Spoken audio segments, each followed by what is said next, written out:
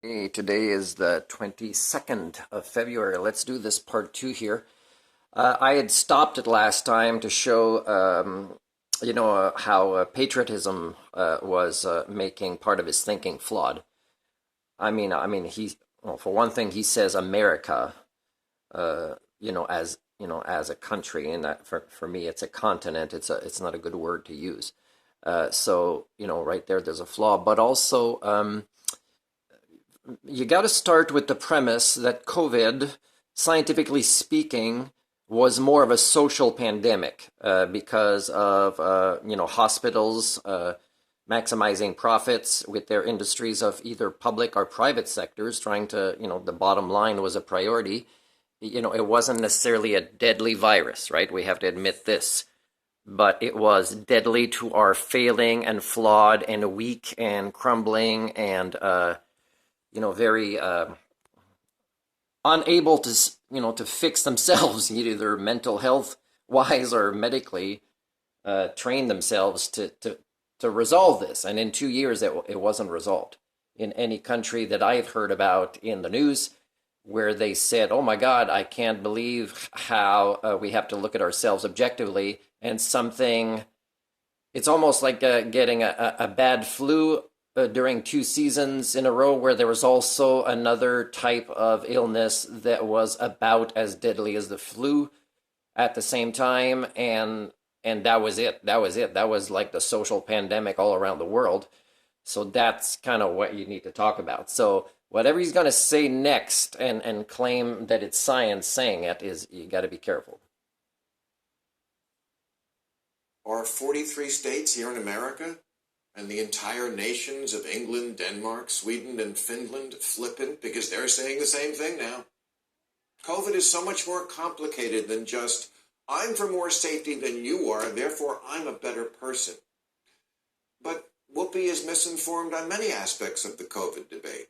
After she got it recently, she said that being vaccinated, quote, doesn't stop Omicron, and that's the problem with the variant because it gets stronger.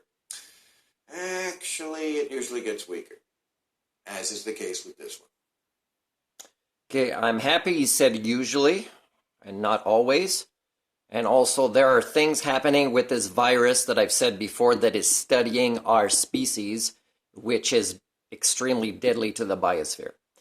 And again, attacking Whoopi as being more wrong when she's kind of open-minded and she participates in the view in ways that you might not succeed in doing, Bill, because it would mean more listening than talking for you, and that's kind of rare. But to attack her when there's just such a generalized redneckism and ignorance about basic concepts of science and social structures in your country, it's kind of, you are kind of using your fame and attacking somebody else's fame, and you're kind of missing the point about, what's really happening in your culture that you're playing a part in. But that's okay. She's allowed to be wrong. Fuck, it's 11 a.m.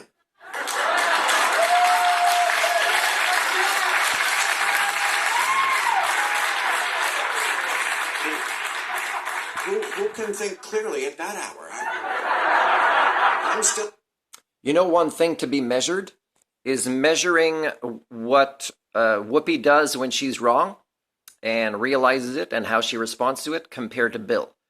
I don't know if Bill does a lot of apologies on his show, but he's got to be, with all the topics he talks about, he's got to be wrong a lot of the time. And when he is it just a tiny little statement on his website somewhere, or he'll actually say something? Because I haven't seen any videos about him correcting it and educating the populace that he serves, because he's saying they're stupid, but he doesn't really do any educational aspect that I can tell, other than calling most people stupid, including his audience members, which he relies on. Still in REM sleep. And as I mentioned last week, how could a nation like America have maintained an apartheid state for the vast majority of its history and expect the views of the races to match on all matters? It's amazing they match on any. Whoopi Goldberg shouldn't have to conform to or apologize for her views on race, as much as I disagree with them. And she certainly... So that's nice a little bit, but again, if he was more advanced, he'd start talking about the fact that our species doesn't really have any races, and unless somebody does that at a high level like him, yeah, you're never going to make progress because in our brain's flaw is a lack of maturation that prevents us from overcoming the tribe versus tribe mentality. And we jump for that for anything. Even if somebody buys a different kind of cheese than you or whatever, it's such a flaw in your thinking. And it tells me that you will never scientifically realize that there is no different races among your species. The last thing I want to say specifically related to COVID is you can't say, scientifically speaking, they are making these choices in that country with the vaccines or the mandates or the restrictions or, acknowledging, what the virus really was and what the stats really were. You can't say that generally as if it applies all through the earth, and that's your lack of systems thinking. Because yes, the virus, you can apply its existence if you're talking about the exact same variant all around the earth. But again, it'll attack people differently, and it's not by race, it's by environments, it's by diet, it's by climate.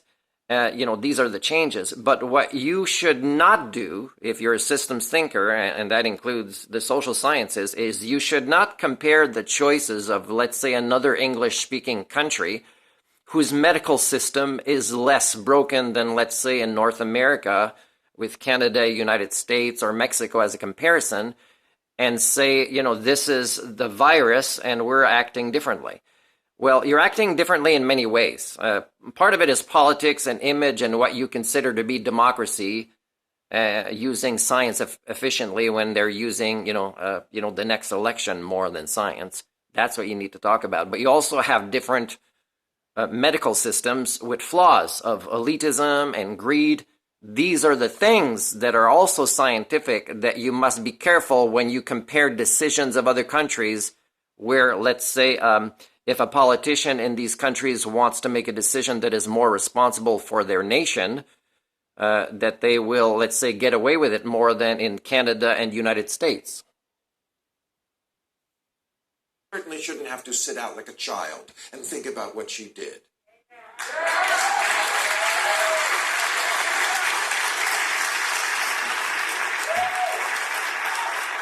Review, suspending someone for sharing a view is like firing Pat Sajak for selling a vowel.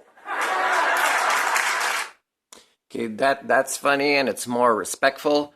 And I do agree that Whoopi should be suing somebody and even asking the other people that are hosts on The View to pick a side in the sense of who do you want to be?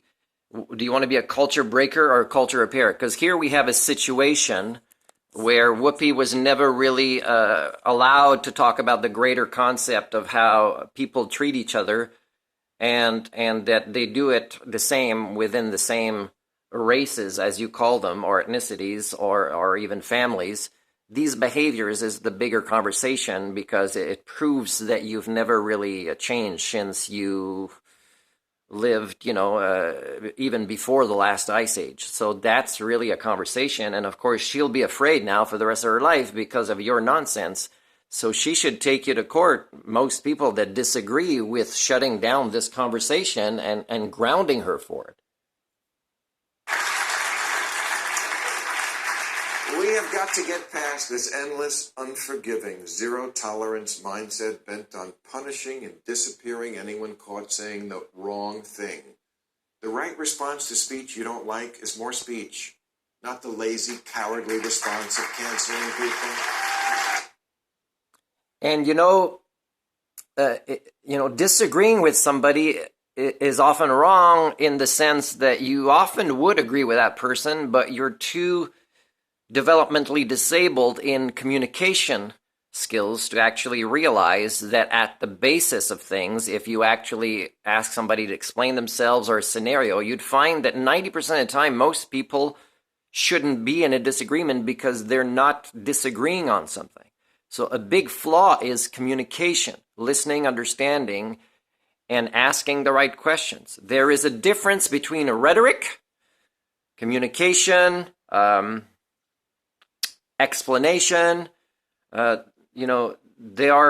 Listening really helps, and then asking the right questions specifically based on how good you were as a listener. That is a skill that 99% of you are incredibly developmentally disabled at, and that none of you when I offer this for free, wants to take this type of training. So that's really your flaw, is most of the time you just like disagreeing, and you don't even know most of the time that you are really in agreement. And I've said this in Philosophers Cafes near the end. I said it was funny that you guys thought you were talking about the same thing, and that you thought maybe you were in disagreement and you didn't define things properly, and you were kind of preparing for your response without listening to what was coming before you. It's such a common pattern.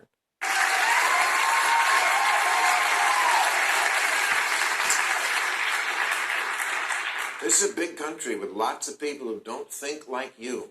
We all only need to agree on free speech itself. That's my religious belief. That's the timeless principle I live by.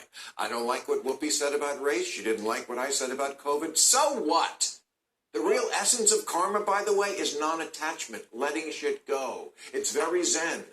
Oh, and by the way, no one knows what that means either.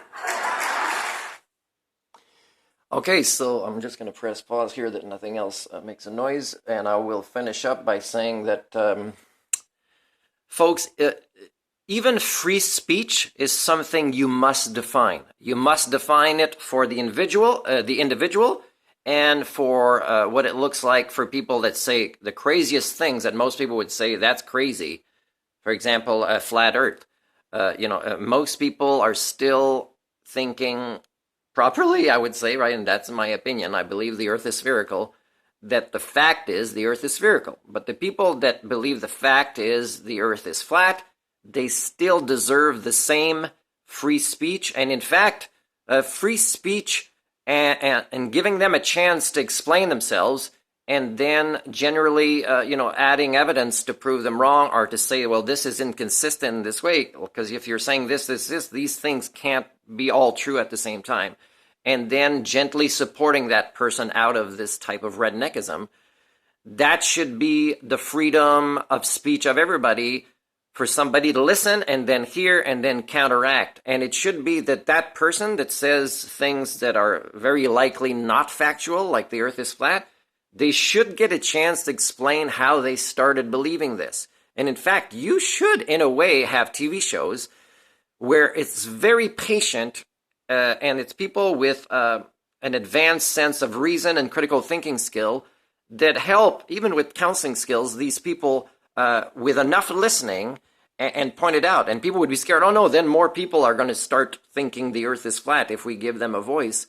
Well, no offense, but you need to give ridiculous people a voice in a forum where they will agree that if they're wrong, they have to stand even if it was meant to be one episode TV show. If it turns into a 3-parter, make it a 3-parter, but it's got to be that person has decent closure at the end, and they may or may not still believe the earth is flat, but eventually, if they still believe the earth is flat, then, maybe their mind is flawed, or the person that was trying to help them understand the concept of why the fact may seem to point more that it's spherical, they may have failed, and it's okay. And then you let them go, and then you've proved yourself as a species that really applied the concept of free speech to everybody. But you need to hear how they started believing this stuff. And when you do TV shows like this, a lot of people won't want to identify with the people that still, at the end, may choose to believe in the flat earth. And that's one way to actually break down redneckism. And it's not to manipulate free speech in a way that it should look like this or like this or like this. Define it properly at the beginning and then apply it in ways that is not compromised by even people saying ignorant things. But these people must agree to go through a series of discourse on the topic until everybody that participated with them believes that everything that needed to be said was said, and if these people still believe the earth is flat, it is. And I'm telling you that at the end, and I'm not saying the earth is flat, but that'll be their way. But I'm telling you, at the end, you're more likely to have less people that think the Earth is flat, including in the viewers of such TV shows on critical thinking.